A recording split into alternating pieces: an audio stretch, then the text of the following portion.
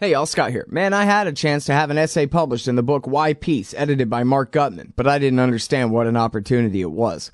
Boy, do I regret I didn't take it. This compendium of thoughts by the greatest anti-war writers and activists of our generation will be remembered and studied long into the future. You've got to get Why Peace. You've got to read Why Peace. It features articles by Harry Brown, Robert Naiman, Fred Bronfman, Dahlia Wasfy, Richard Cummings, Karen Kotowski, Butler Schaefer, Kathy Kelly, Robert Higgs, Anthony Gregory, and so many more. Why Peace? Because war is the health of everything wrong with our society. Get Why Peace down at the bookshop or Amazon.com. Just click the book in the right margin at scotthorton.org. All right, y'all. Welcome back to the show here. I'm Scott Horton. This is my show. Scott Horton Show. Our guest is Michael Swanson. He is the author of The War State, The Cold War Origins of the Military-Industrial Complex and the Power Elite, 1945 through 1963. So, in other words, part one. Welcome back to the show. Mike, how are you doing? Oh, I'm doing great. Thanks for having me again. Well, you're welcome. Very happy to have you here. Good book. I've been reading it. I kind of like doing this thing where I interview you kind of segment by segment through the whole book sort of thing, because that way I'm taking my time reading it. I'm getting other things read too. And anyway, so I really like it. It's good stuff. Now, the problem, if you could say that there's a problem, the problem is the way that I ended the last interview with my wacky conspiracy theory about the shoot down of Gary Powers' U-2 jet over the Soviet Union in a way that it scuttled the deal. In fact, they even made an episode of Quantum Leap about this, where Sam Beckett was going to have a chance. I forget whether it worked out or not. I guess not. He was going to have a chance to figure out a way to stop the flight and so that it wouldn't scuttle the talks, and then Ike and Khrushchev were going to make friends, and that would be the end of the Cold War way back in the 1950s instead of at the end of the 1980s. But anyway, and then the music started playing, and I kicked you right off the air, and that was the end of that. So let's start the show with that today. Tell me all you know about that U-2 flight and what you make of it. Well, the flight occurred right before Khrushchev and Eisenhower were going to have this summit meeting, and both of them were trying to make some sort of deal. They had no, plan or anything, but Eisenhower definitely was hoping to take control of the arms race, and Khrushchev was sort of desperate to do it. And the United States was flying, and the CIA were flying these U-2 flights over the Soviet Union and taking pictures. And Eisenhower needed this information because it was going to show him how many nuclear missiles the Soviets had. And he was under criticism by people claiming that he was allowing the Russians to build missiles and there's this missile gap, and none of that was true. So these U-2s are flying over taking pictures. They couldn't find any missiles. And then there was one final spot that they had never taken any pictures of, which happened to be where their rocket facility was. They just, for some reason, the CIA decided we'll just leave the most important place to last. But they were having this summit, and Eisenhower said, told the CIA, let's cancel these flights. I don't want anything to happen. There's a risk every time that one could get shot down. And the guy running the flights, a fellow named Richard Bissell, he talked him out of it. That's according to declassified CIA history, that he contacted Eisenhower and said, let's just do this one flight. And that flight ends up, getting shot down over the Soviet Union. Now, what's thrown a lot of confusion into all this, though, is that there's all these contradictory statements from Eisenhower. Right after it gets shot down, he hopes that, if he just doesn't say anything, maybe the Russians won't say anything either, and the summit can just happen. But Khrushchev, he comes under pressure from hardliners in the Soviet Union to respond, so he makes the propaganda thing out of it and reveals that this U-2 plane's been shot down. And then Eisenhower says, I didn't know anything about it. I didn't approve these flights, and, I just had nothing to do with it. And, he realizes pretty quickly that causes a big problem. That makes it sound like he's not in control of the government. so then he backtracks and says, "Oh yeah, I did approve this one flight." So Eisenhower got caught basically telling a lie. As a result of this, it may be the first time a president has ever been caught like that, blatantly lying to the whole world. Why aren't you convinced, though, or why are you convinced that it's not the case, that he meant what he said when he said it the first time, then he realized, yeah, I mean, that sounds bad, like he's not really in control of the government, but maybe he really wasn't. Maybe the CIA had screwed him on it. Well, I mean, that would be the theory, and I know it's not original, sure. right? That right-wing forces or whatever kind of forces inside the CIA and the military wanted to keep the thing going forever, and so they didn't want any kind of peace summit at all, and screw Ike if that's what he wants. Well, the thing is, that's actually what Khrushchev believed, and the evidence for that is in records that have come out over the past 10 years of transcripts of Politburo minutes, which were published in a book, and I use it as a source in here. And when they interrogated Gary Powers, they asked him, the KGB kept asking him, is this a setup? What happened? Was this done on purpose to sabotage the summit? And he denied that and said, no, you shot it down. And I think it's actually, in the end, it sort of is a murky incident. There's no real evidence to point to either way. But what makes me think that it probably wasn't, something overly sinister is that the CIA history got declassified in the past couple of years, and it was an internal history, and it doesn't have anything like that in it. And you can say, well, how can you rely on a CIA history and just believe it? The thing is, the government histories that are released, they don't want to put something that's blatantly not true in them, because that would cause a huge problem with the academia, and you just don't want to do that. So they're more likely to just dribble out small bits of information and just blatantly release something that's a total lie. Well, and that story has been a controversy this whole time, right? I don't know when the controversy initially started, but yeah, I mean, it is. A lot of people believe it was intentionally sabotaged. I think that the real important thing from it, though, is the interesting thing to me isn't so much whether it was sabotaged or not, but how did the Russians interpret dealing with the United States and dealing with Eisenhower, and how did they, fit this into what they were trying to do?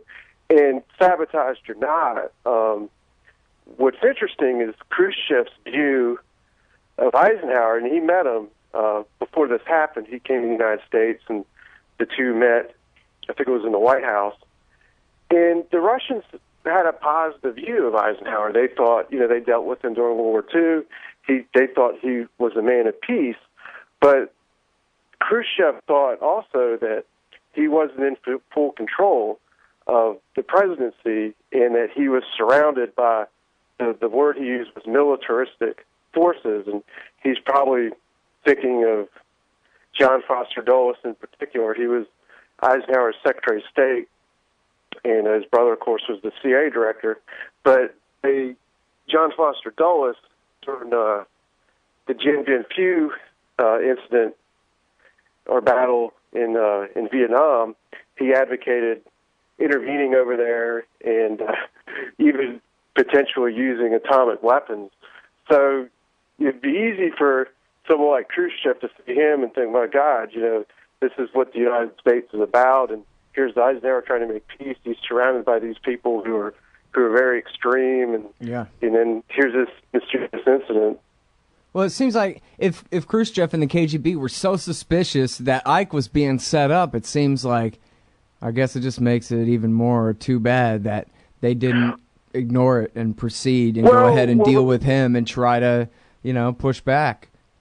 Well, the real problem with the theory that it's sabotaged is that the Russians, if that's true, if they're really convinced of it, maybe they were, if they're convinced it was sabotage, they claim they shot it down. So they're claiming it's sabotaged, and then they're claiming they also shot it down. So if it was exploded in the air, they should have said that. They never made that claim. So the Russians... Bush Jr.'s plan was just fly a U-2 low enough that Saddam could get at it deliberately. Yeah, so yeah. It's not hard to imagine. Yeah, in fact, Bush was probably thinking, or somebody was thinking of Powers as the example. I bet at least the accusation over Powers for that one. Remember option B, the rolling start in the Downing Street memo?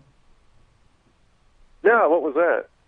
Oh, yeah, in the Downing Street memo, there's option 1 is the giant buildup in Kuwait and then invade like they did in March '03, but then there's option B, rolling start. Let's paint up an American U-2 spy plane in UN colors, and we'll get it, even though he hasn't been able to shoot down a single plane in a dozen years over his own country in the no-fly zones.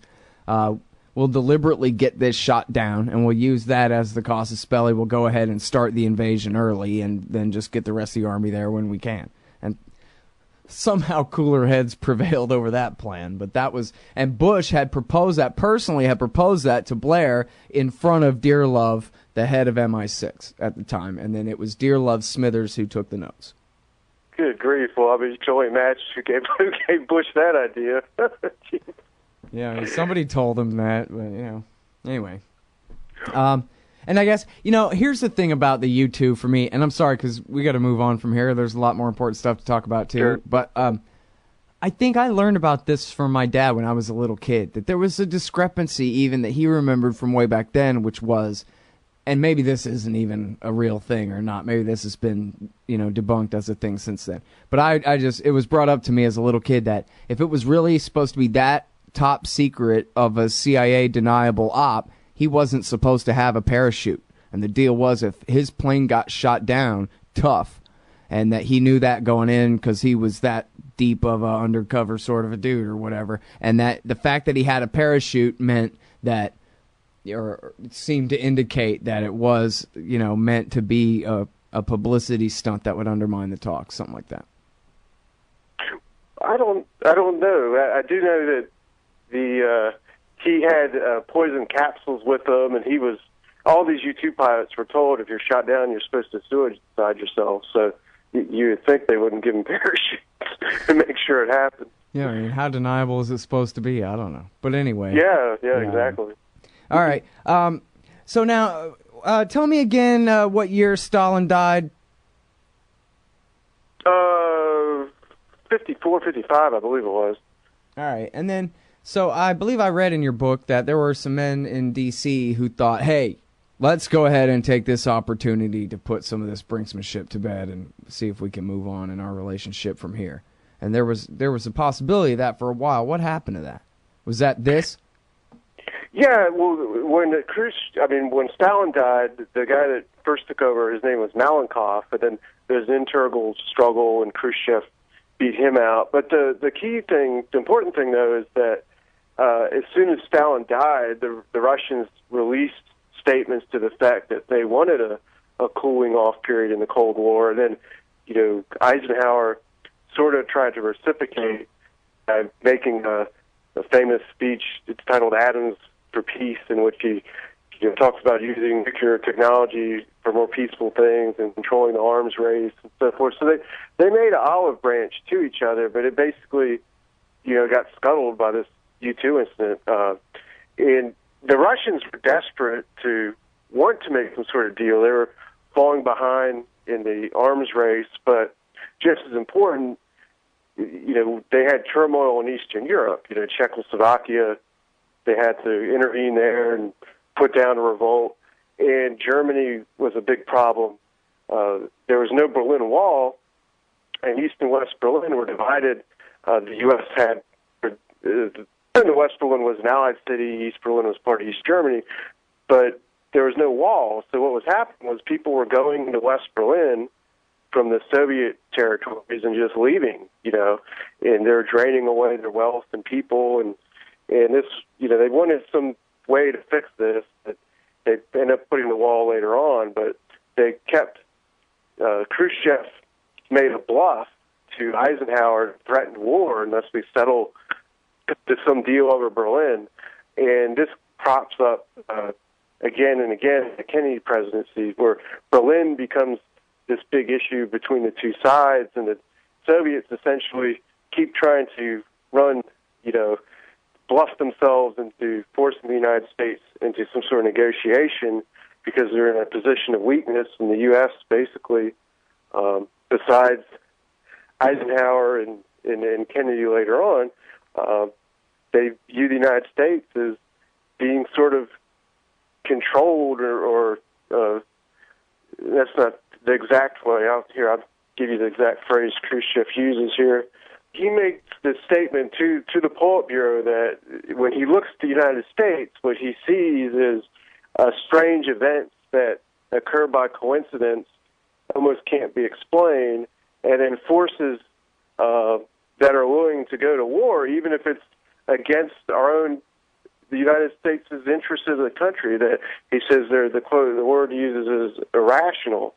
And I think if you look at all American history since World War II, you can see examples of that over and over again. I mean, just about every single war we've been involved in, you can find some weird start of it. The Vietnam War, we have the Gulf of Tonkin incident, the Panama War. When we invaded Panama, there was a story in the L.A. Times. The reason given was that some Americans were being mistreated, that they went through a border check and were arrested and had mishandled and beaten, I think the story was. And then the story comes out in the L.A. Times that those details, that other things led up to that we were harassing them, in fact. And then you gave this example of Bush's crazy plan and so forth. But there's also forces willing to go to war, and like this, with the history of the presidency of Kennedy shows that the generals there wanted to go to war over and over again. Right. They requested them to send troops to Vietnam, and then, of course, the missile crisis. Then we have the Vietnam War itself, and a lot of this history is kind of, if you really, deep into it, really dig into it, a lot of it is sort of, I don't know if the word's mysterious, but maybe disputed. If you look at the Vietnam War, there's arguments over why did Johnson really escalate the war, and was it all about him? Was he worried about people saying he's a wimp? Essentially, is one argument, or was it military pressure, which I think is best summed up in Gareth Porter's book about that. But so anyway, it's just, and then you wonder, like, even today, who's in charge and what's really going on? I mean, if you look at this Syria situation, I don't know what really was going on there. Apparently, Obama decides at the last second to go get a vote after telling the National Security Council he's ready to do these bombing strikes, and he's going to go all of a sudden to Congress, and then he doesn't get it. What does that mean? Does that mean that he's trying to get out of it by knowing he's going to get rejected, or does that mean he just don't know what he's doing and he's incompetent? I don't know. I think that, yeah. Well, that was what Gareth said, that if he goes to Congress, that means he's begging for a way out. And of course, Eric Margulies says, he had sources that told him it's a fact that it was the Russians' idea in the first place about having the Syrians give up the chemicals as the compromise. And then so they staged that whole flub where Kerry accidentally comes up with that idea at a press conference and all this thing, which, I'll take it. But you're right that, that sure is kind of a crazy thing. If that's the only thing a president can do to get out of a war is to stage that sort of a spectacular failure of his own plan. You know what I mean? I don't know. He's a horrible president. Let's just put it that way. But anyway, so wait, I want to go back a minute to about war being unthinkable or not, because look, killing Vietnamese all day is plenty thinkable. Nobody cares about that at all. How many people died in Vietnam? 58,000. Everybody knows that. Nobody cares about the Vietnamese, but or the Koreans or the Iraqis or anything like that. Not the Americans. They don't care. But so nuclear war though is different. If you have a war with China, or if you have a war with America, or with the Russians, and that means you're giving up every major city in America, right? And so and the politicians even giving up their own lives and having nothing but a wasteland. This is why Truman fired MacArthur, because MacArthur was willing to go ahead and expand the war into China, and Truman thought, if you do that, you're going to bring in the Soviets, and we're going to have a nuclear war, and it ain't worth it. So we'll just draw a line at the parallel and call it a day. We'll wait for Eisenhower to do it. But anyway, fire MacArthur over it, wanting to expand the war, because nuclear war is unthinkable, because that means we could die in the thing. And that's what has prevented major power war this whole time, is the fact that it would have to be nuclear. And I think you're certainly right that we've only been saved from it by the skin of our teeth, quite a few times where it really could have happened anyway. And that's the thing that I really want to get to is, the consensus, I think, for a long time was we really don't, and still is, I guess, we don't really care about war against helpless countries. As long as they can't fight back, we're for it. But you talk about, and you were just mentioning, and you talk about in your book, these people really are not just MacArthur, but there are a lot of people in the government, especially in the 50s and 60s, who were perfectly willing to have a nuclear war. And so, so we got to trade New York and Denver and Miami and Los Angeles and Dallas. But, anyway, it'll be all right, though. We'll still win or whatever. They don't care. They're willing to have a nuclear holocaust, these guys, the U.S. military. Well, that's the most shocking thing to me when I did the research for this book, and I think defines the whole era of the time period that this book is talking about. And the thing is, when I got a master's degree in history, and back then I was reading all these Cold War history books as a graduate student. One of the professors I had at the time, he's on the Council for Foreign Relations, and he wrote back then I don't know if the word is revisionist, but one of the most important histories of the Cold War. It still is. And the thing is that I didn't know what you just said until just the last year. And that wasn't in the history of 25 years ago, and the interpretations of the Cold War. So, the first revisionist history stuff would basically say, well, who was responsible? The U.S. was responsible, some people would say. And then you get a wave of revisionism that said, no, not really. Both sides were responsible. And I kind of talk about that in the book, too. I kind of take that argument also. But thing is that another argument that's sort of appeared in the past 10 years, which is the newest revisionist argument in academia, is that, well, we always had a great advantage over the Soviet Union, just as, I'm pointing that out in the book. But they'll say that all the Vietnam War, the Korean War, McCarthyism, all this stuff is really partisan politics. And or just people trying to make money off of all this stuff, and the two kind of go together. Well, I don't really think that, in the end, that's the real explanation for all this stuff. And ideology is a big part of it, obviously. Yeah, sure. Well, the arms race, I think, is really the critical factor for the time of Eisenhower and Kennedy, because what ended up happening was we had such a gigantic advantage over the Soviet Union. There's always these predictions in the 50s, they're going to build nuclear missiles, and Khrushchev talked about, I'm building missiles like sausages and all this kind of stuff, but none of this stuff was true. And so by the time Kennedy was president, the Russians only had 4 nuclear missiles that could reach the United States. And their bombers couldn't fly here and go back, and they only had something like a dozen or 2 dozen of them, while we had about 100 nuclear missiles, and we're building more and more and more.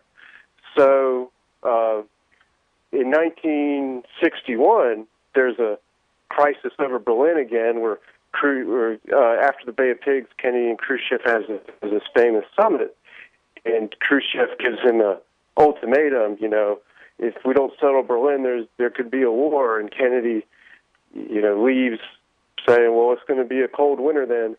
So that summer, there's this crisis over, are we going to war or not? And it's even more dangerous than the Cuban Missile Crisis in some cases. So Kennedy comes under pressure to, how do we respond to this, And Dean Ashton, who wrote that NSC 68 we talked about last time, he gives him advice, well, look, declare a state of emergency and increase defense spending and send a bunch of people over to Europe, and we can, jump up the defense spending again just like we did under Truman. And Kennedy calls Eisenhower up, and Eisenhower tells him that'd be the dumbest thing you can do because you look like you're in a panic and you're going to bankrupt the country. That's just stupid. So he ends up compromising and just, makes a bellicose speech and then announces a small increase in defense spending. But along with that, he announces a program to build fallout shelters in government buildings across the country. So I don't know if you ever seen one of these. Some of them, there's still one in the town I live in. Have you ever seen one of these fallout shelters anywhere? I don't know if I've ever actually seen one in real life. Not that I can think of. I certainly remember Duck and Cover, the cartoon, and all of that. Well, sometimes, they're not active anymore, but sometimes you'll see a sign for them, like on an old courthouse building or something that's, was built back then.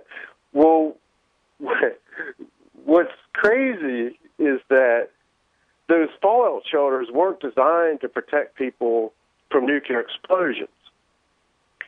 So the idea was that, we're going to ring the air raid siren, you're going to run in here and protect yourself from bombs. They were to protect you from fallout floating from Russia over into the United States.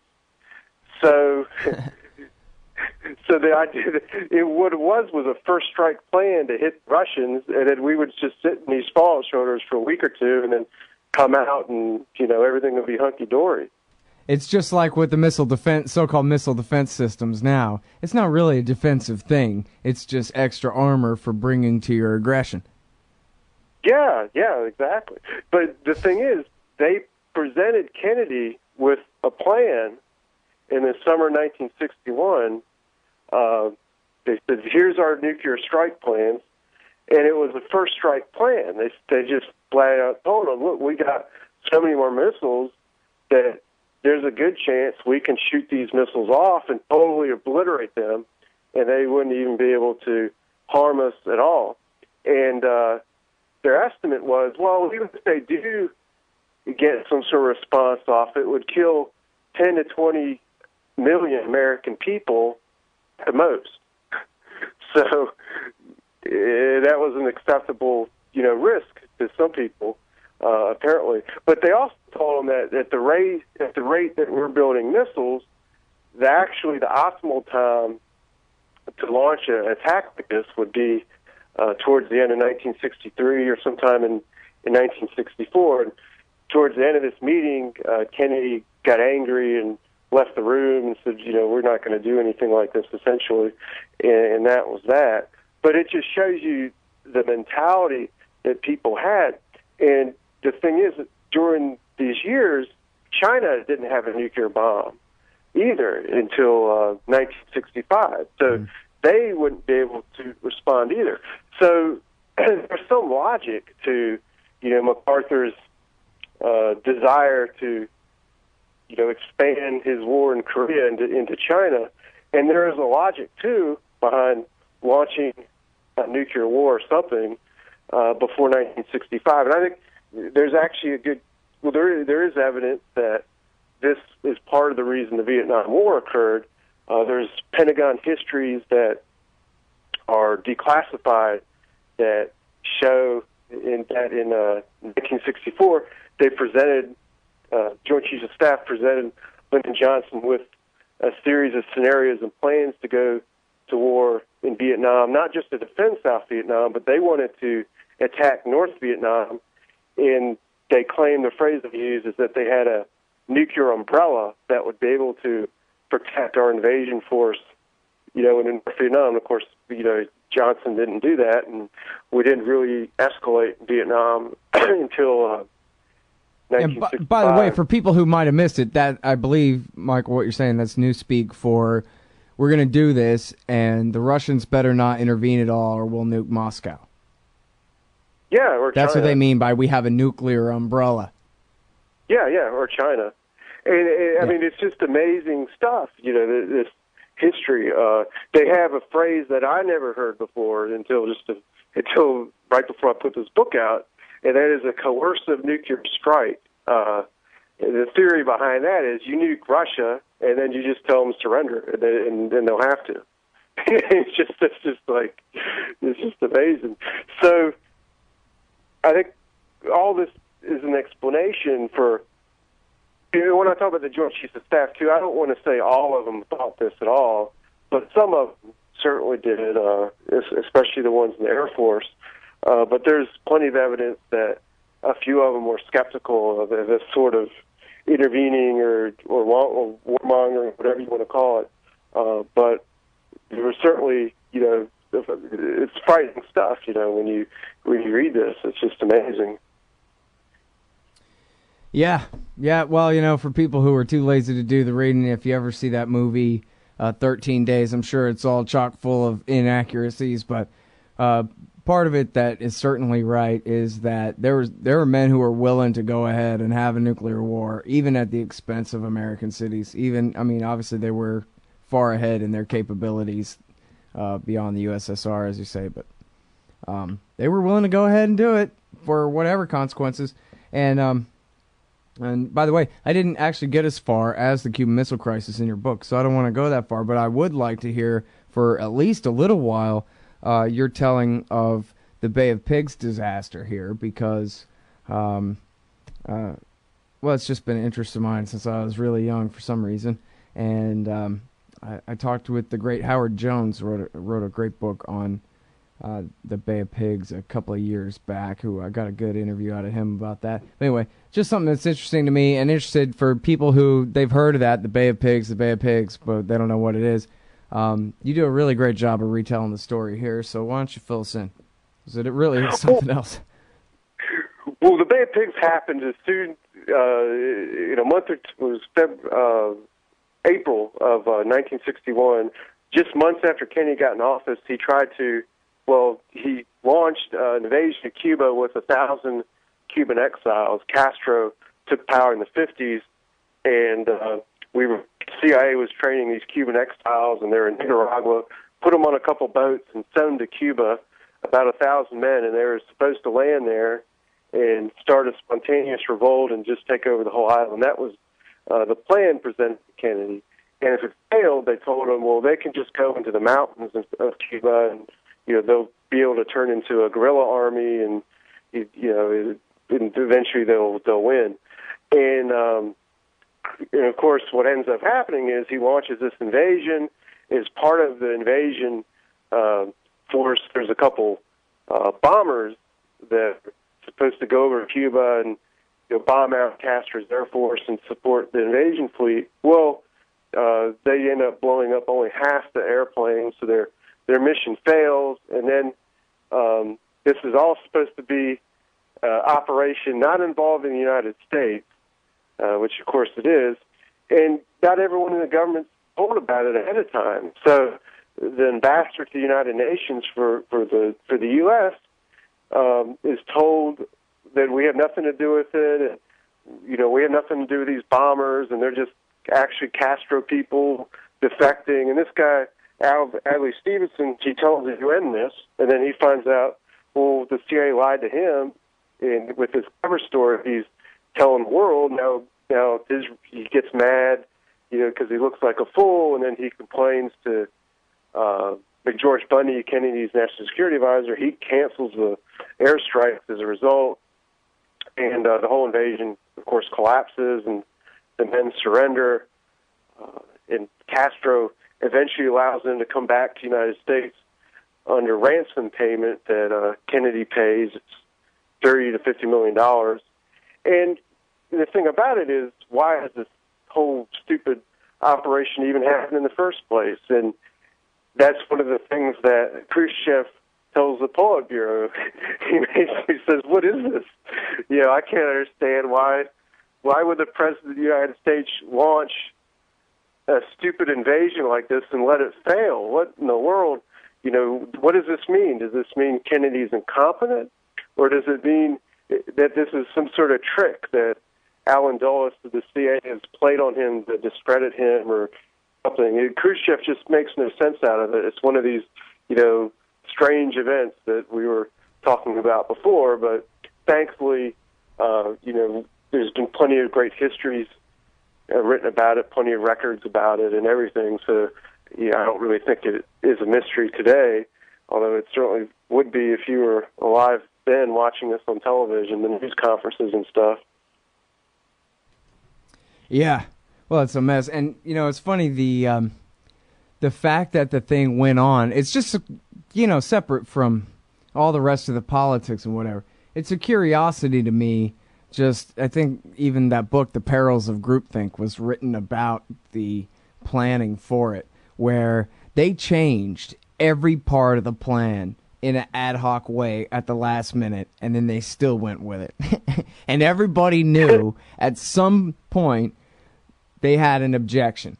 Now, they didn't all object to the same thing, but they all objected, and they all still went along anyway, and they all still did it anyway, and there wasn't no way in the world. And I mean, you quote them in there saying, "Oh, that's no coral reef, that's a cloud." Yeah. Well, in other words, it's been decided above my pay grade, and so, I don't have the authority here, basically, to expand on this or change any of this. The bosses want to believe that it's not going to be a problem, and so my job is making sure they keep believing that, basically. And there they all go, the path to hell paved with good intentions, and of course, I couldn't begin to catalog. I don't really understand it well enough to catalog through all the different consequences that came out of that operation, its attempt and its failure and the rest of it, But I'm sure there were plenty. If you had to go trace them back, Talk about that in a second, because that's really, really important. But the thing is, the whole operation, to start with, originated not as an invasion of Cuba, but it was supposed to be a guerrilla operation where you would train these exile people not to land on the beaches, but to parachute into Cuba and set up, sabotage operations and guerrilla stuff, and that's what was intended at first. That's what Eisenhower actually approved, and these operations kept failing. So they would, fly in a crate of guns, parachute the stuff down, and they just wouldn't get to nobody because there was really no one there. And this Richard Bissell guy, who happened to be the same dude that was in charge of the U-2 operation, he was in charge of this too. And he was being groomed to become the CIA director. Alan Dulles was set to retire in a few years, and he was grooming this guy. So he wanted to succeed in Cuba so he could get promoted and be a big shot. So between the presidency of Eisenhower and Kennedy, he just on his own decides, well, I'm going to change this from guerrilla operations that aren't working to let's just do an invasion. So no president approved of changing the operation. He just did it, and then Kennedy gets in. They present him with the new plan that they've been now working on for 3 or 4 months, and Kennedy kind of doesn't want to do it, and he diddly-daddles around for a while, and then he finally does approve it, and Alan Dulles, who was the CIA director, basically tells him, look, if you don't do this invasion, then what are we going to do with the people we've trained in Nicaragua? They're going to go run around, talk, and they're going to get mad or whatever. And it's going to come out. So he said to Kennedy, we have a disposal problem. I don't think he wants these people to die unnecessarily, but Dulles later argues that he thought if we invaded Cuba, and even if the invasion failed, that Kennedy would respond with the military and bring in the Marines. And the whole thing, all the details of it, it's just this bureaucratic nightmare. Because here's a military operation, an invasion, it's like D-Day or something, not that big, but it's, a pretty complicated thing. And Joint Chiefs of Staff and the military, they just keep their arms away from it. They don't really want to get involved in the planning, and it's it's like the only reason it happens is because these two guys, Dulles and Bissell, wanted to look good or something, and everyone just went along with it. And there's an incredible, one of the things that really stood out to me when I was reading the research of this stuff is they have this final meeting where Kennedy is going to decide whether to approve the invasion or not, and he doesn't really ask for a debate or anything. He invites one of the senators, William Fulbright, to come in there, and he speaks out against it, and then everyone just denounces Fulbright. And Dean Russ, the Secretary of State, he supports it. Then later on, he writes in his memoirs that I was just worried about my own position. I thought it was a bad thing, but I didn't want to say anything. It's just pretty amazing. But, and, the thing is, I can totally relate to that just from having regular day jobs or whatever, where the boss is wrong about something, and yet everybody just goes, well, whatever, okay, and they all look at each other and roll their eyes, and they let it continue on. Only in this case, it's important stuff that's worth sticking your neck out for, but apparently nobody's any more likely to go ahead and stick their neck out. Well, you're talking about 100 people, died. 100 of these Cuban exiles died. I'm sure a few people in Cuba died too, and 1,000 of them, or 900 of them left, became captured. And it could have become one of these Guns of August kinds of things too. I mean, they weren't just messing around with nothing here. They were messing around with the relationship between America and the USSR, not just Cuba, No, it's completely crazy. So the biggest problem, and one of Kennedy's advisors who is against it wrote him a memo saying this, what the problem isn't if it fails, but if it succeeds. Because what will end up happening is you have 1,000 people over there, and now you're going to have a civil war in Cuba, and then we'll have to intervene in that, and now we're bogged down in something, and it's just, a disaster. But the thing is, the long-term consequences of what occurred are very important to the institution of the CIA and the presidency itself, because, first of all, Kennedy launches sort of like a fact-finding investigation into the causes of the failure.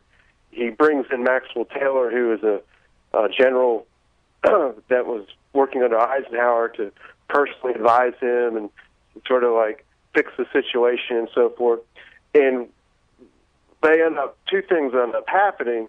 First of all, they take away the ability to do paramilitary operations out of the hands of the CIA. If you see movies and talk, you see this quote, and I've never seen it anywhere, so I don't think it's real, that Kennedy wanted to destroy the CIA in 1,000 pieces and so forth. I don't think that's really true, but what ends up happening is he just takes the control of doing anything of this magnitude out of the hands of CIA and puts it into Joint Chiefs of Staff. So from then on, in Cuba, a new operation called Mongoose is created to run sabotage missions and try to assassinate Castro and so forth. And that's actually in the hands of the Joint Chiefs of Staff. It's got CIA people working for it, but Bissell and Dulles, they're fired, and the people that take their place, they're not really under direct control anymore. And the CIA, it just becomes so politically discredited from this Bay of Pigs thing that it just essentially loses its power. And I think, as the decades have gone on, it's just become more and more politically discredited. It's almost, I think, like almost a whipping boy nowadays. But the other thing that happens is that Kennedy himself, he realizes, I've got to have some sort of control over what's going on. I've messed up. I proved something. I look like a fool. And how does the president rule over what has now become a gigantic national security bureaucracy of CIA, a Pentagon? Today, there's 17 intelligence agencies. How can the president manage any of this stuff? And it wasn't a situation a president faced before World War II, when he could, with basically a handful of advisors, do everything that had to be done. Now, the whole government is this giant mushroom, and it's a big question, because what Eisenhower did, and why one reason I don't think he no president can probably be in full control over everything, but what Eisenhower would do is hold these National Security Council meetings quite frequently, and there make the decision. And what would happen is people would come to these meetings and basically present him with information they wanted to give him to lead him where they wanted him to go. So that's basically what Alan Dulles would do, is tell him all this stuff. Hey, we got communists in Guatemala or Iran or this and that place, and he would just approve whatever he said, and then he'd get information from someone disgruntled saying, look, this Alan Dulles guy, he's snowballing you sometimes. So that's how I think Eisenhower basically gave the CIA a blank check in all these covert operations. And then on the hands-on stuff, he worked on the military budget and trying to control the arms race, and took a real personal involvement in that. So after the Bay of Pigs, Kennedy decides, well, I'm not going to operate with these big meetings and people just presenting me stuff to approve. He tries to work sort of behind the scenes by having like a person in each place he can trust and talk to and try to get information from them and try to work around the bureaucracy to do certain decisions. But then the problem with that is the president can only do so much and put his hand on one thing at a time. And he spends a lot of time focusing on the Soviet Union and diplomacy with Russia.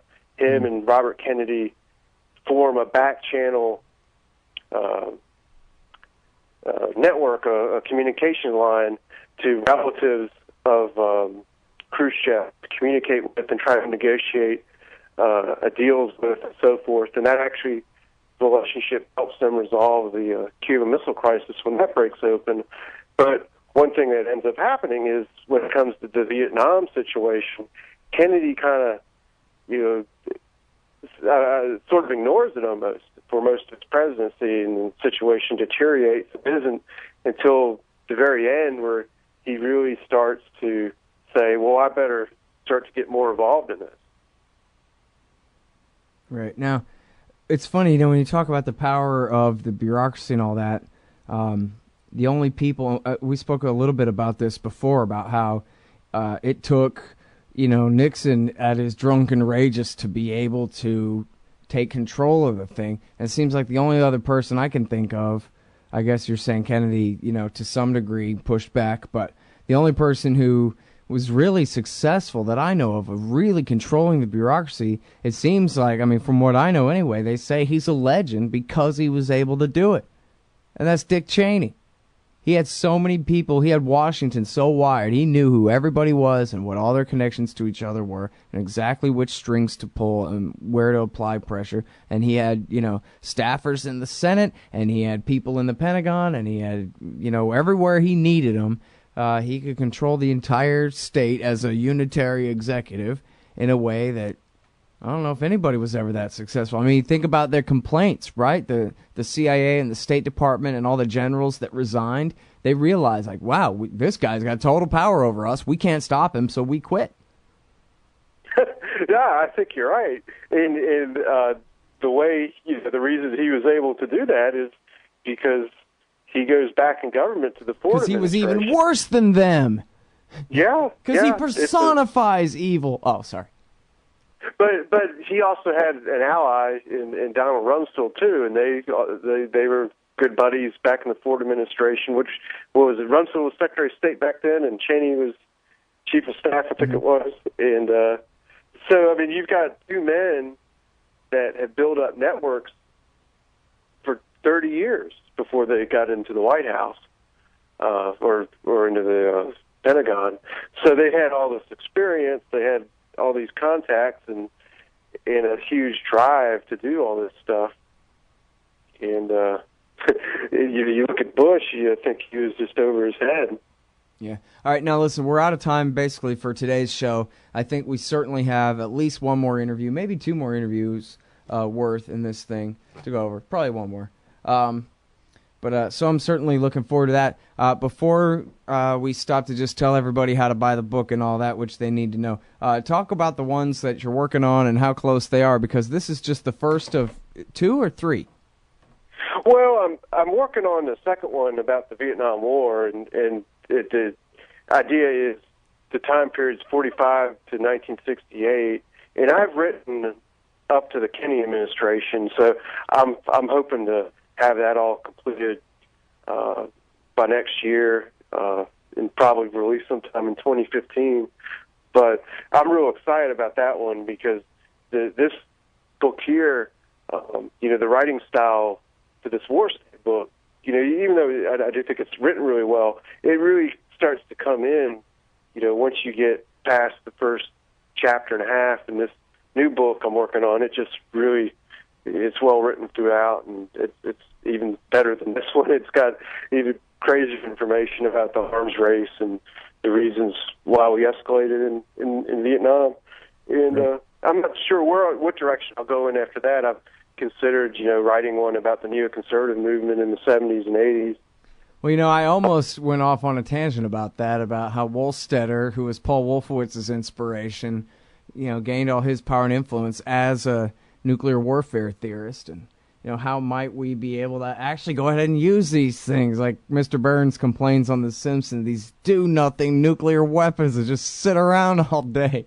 We need to figure out how we can use them and live to use them again some other time.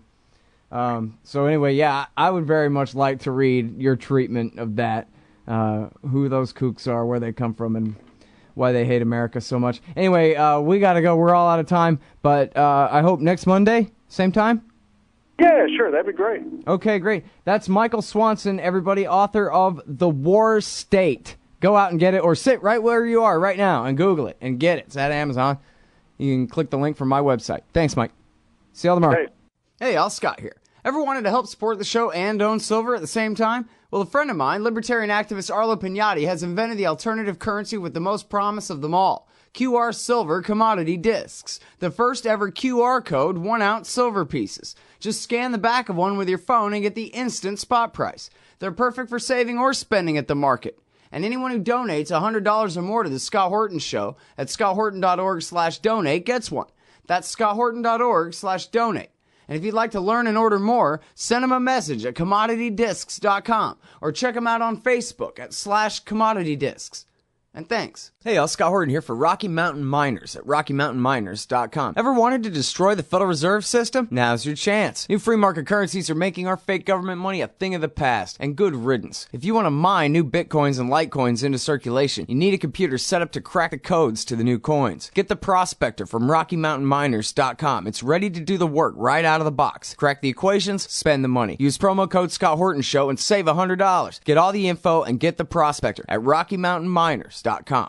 Hey, all, Scott Horton here for The Future Freedom, the monthly journal of the Future Freedom Foundation. As you may already be aware, Jacob Hornberger, Sheldon Richman, and James Bovard are awesome. They're also in every issue of The Future Freedom, and they're joined by others of the best of the libertarian movement. People like Anthony Gregory, Wendy McElroy, Lawrence Vance, Joe Stromberg, and many more. Even me. Sign up for The Future Freedom at fff.org/subscribe. It's just $25 a year for the print edition, $15 to read it online. That's The Future Freedom, edited by Sheldon Richman at fff.org/subscribe. And tell me you heard it here.